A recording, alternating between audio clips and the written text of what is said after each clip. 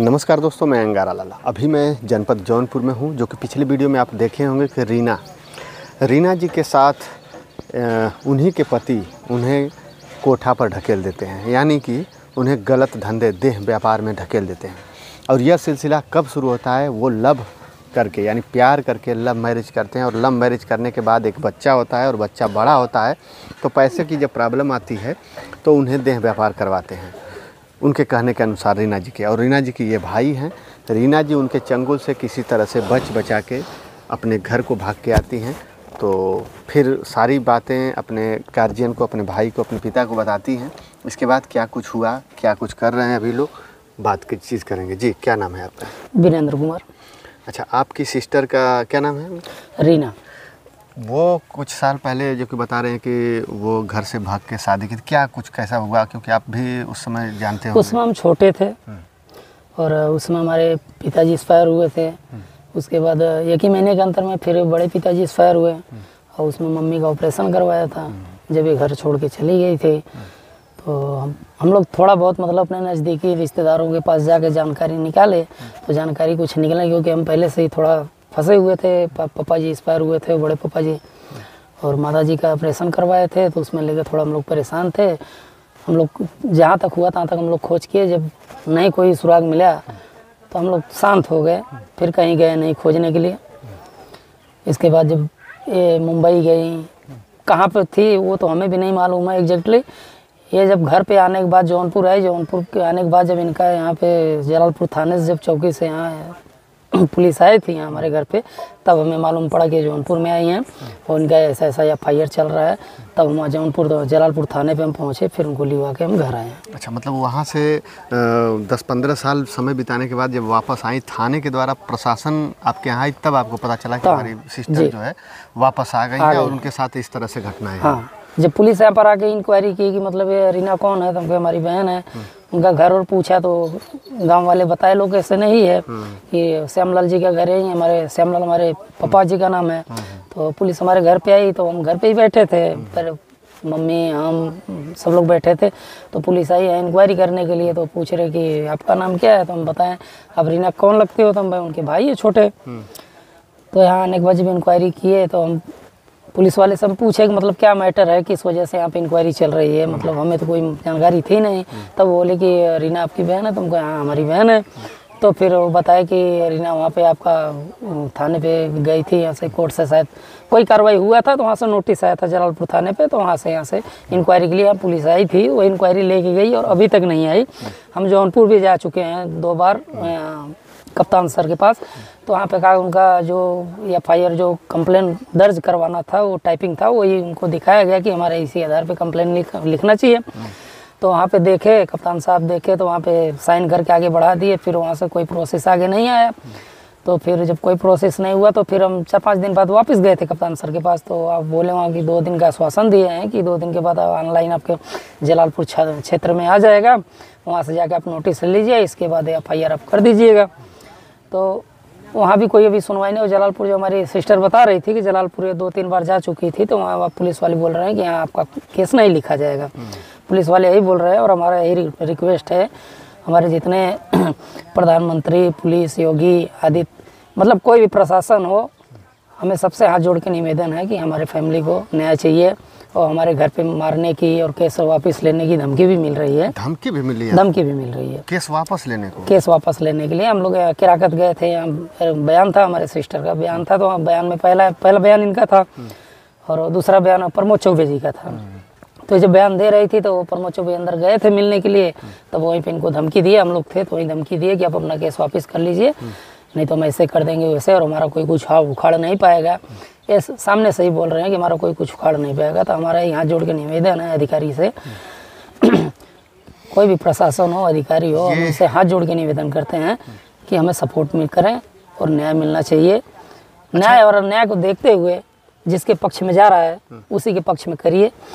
और दूसरी बात यह है कि जो इनका डॉक्यूमेंट बनवाया गया था, आधार कार्ड, पैन कार्ड, ये सब फर्जी बनवा दिए हैं। कौन बनवा दिया है फर्जी? प्रमोद चौबे जी। अच्छा, वो अपने पति नाम के तब से उनका नाम है प्रमोद चौबे और अपना वो डुप्लीकेट नाम डाल दिए है सूरज मिश्रा। अच्छा, इनके पति में? पति में। और इनका नाम है रीना। हम चमार कास्ट से हैं। अच्छा। एससी में। तो इनके भी आईडी पे लिखा गया है रीना मिश्रा। तो ये पहले तो 420 का केस काम पहले से कर चुके हैं प्रमोद चौबे। और जितना इनका डॉक्यूमेंट था सब ये फाड़ दिए हैं। इनका जो प्रूफ था ये सब था, मतलब जो पकड़ लीजिए कि जो हमारी साबूत था वो साबूत तो फाड़ चुके हैं थोड़ा बहुत। और हमारे पास थोड़ा बहुत साबूत बचा है जो उनका फ़ोटो करके है, और कहीं से भी थोड़ा बहुत ख़रीदारी की है तो उनका भी उनका लोकेशन है, उसमें लोकेशन है। और इसके अच्छा ये बताइए कि इतने दिन जब वो शुरुआत में 2006 में जब ये घर से निकली थी तो उस समय क्या आपको पता था कि नहीं ये किसके साथ भागी?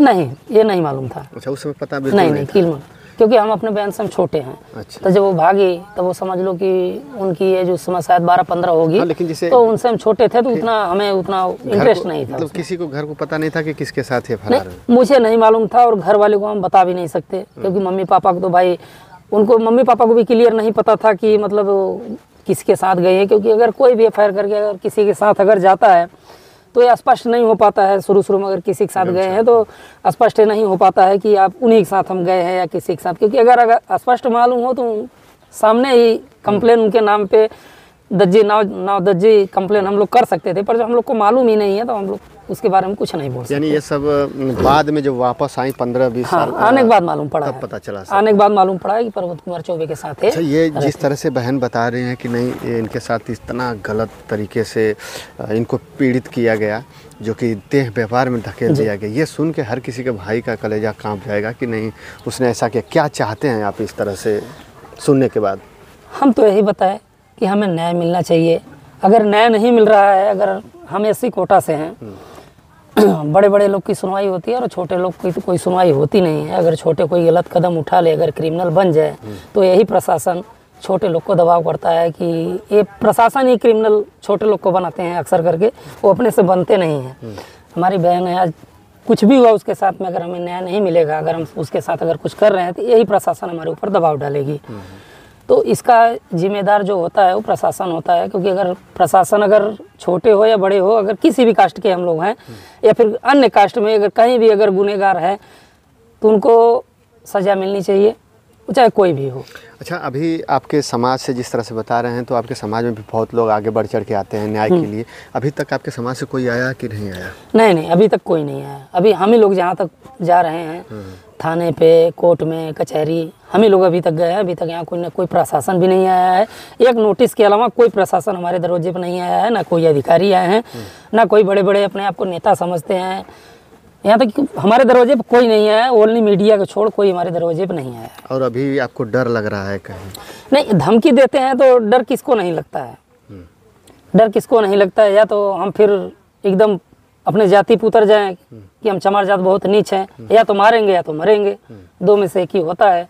और अगर आज हम चमार है, अगर आज उल्टा सीधा हम काम कोई कर रहे हैं तो यही प्रशासन हमारे ऊपर छड़े से लगाएगी, या पैसा क्यों कर रहे हो। देखिए, इनके बहन है और इनके बहन के साथ जो भी हुआ वो किसी की भी बहन के साथ होगा तो वो बर्दाश्त नहीं करेगा। और आज जिस तरह से ये बर्दाश्त करके इतना सब कुछ अंदर दबा करके प्रशासन से न्याय की गुहार लगा रहे हैं, वो शायद कोई कर पाएगा। क्योंकि इनके बहन के साथ जो भी हुआ है वो बहुत एक तरह से दिल को झकझोर देने वाली घटना और धमकी, जो कि इतना कुछ करने के बाद 15-20 साल के बाद धमकियां जो आ रही हैं, उस धमकियों से भी ये डरे हुए हैं। क्योंकि इनका गांव से बिल्कुल बाहर घर है और इनका घर भी उन्हीं के खेतों के पास ही में है ना। हाँ, तो इनको हमेशा डर बना हुआ है। और आज इनकी सिस्टर आज घर पे हैं, न्याय की गुहार लगा रही हैं। क्योंकि वो भी 10-15 साल से उनके साथ थी और उस तरह जिस तरह से वो व्यवहार कर रहे थे उस तरह से उनके साथ समय बिताएं। और उनका एक बेटा भी है जो कि वो भी कह रही है कि डीएनए टेस्ट करा लीजिए, वो लोग कह रहे हैं कि नहीं। हमें एकदम फुल गारंटी है। हमारी बहन जब इतने दावे से बोल रही है, क्योंकि जो वो घटना उसके साथ हुआ है वो हम केवल बांट सकते हैं, महसूस नहीं कर सकते हैं। उनके साथ जो हुआ वही महसूस करते हैं। वो बोल रहे हैं कि हमें डीएनए टेस्ट करवाना है प्रमोद चौबे हमारे लड़के का। और हमें यही बोल रहा है कि जिसके पक्ष में न्याय जाए, सच्चाई को कभी मतलब दबाना नहीं चाहिए और झूठ को कभी छिपाना नहीं चाहिए। तो जो सच्चाई है उसको सामने लाएं, उनका इंक्वायरी कराएं देखिए कहने का मतलब है कि साफ साफ कि जो भी वो कर रही हैं सब कुछ सही कर रही हैं। अगर जांच पड़ताल होगी तो सब कुछ सामने आ जाएगा और इन्हें न्याय चाहिए। जो इनकी सिस्टर का जो बेटा है उसे भी न्याय चाहिए, क्योंकि उसका भी जो हक है उसे मिलना चाहिए। तो दोस्तों आगे क्या कुछ होता है हम आपको अपडेट देंगे। इस वीडियो में इतना ही, फिर मिलते हैं अगली वीडियो में। तब तक के लिए धन्यवाद। जय हिंद, जय भारत।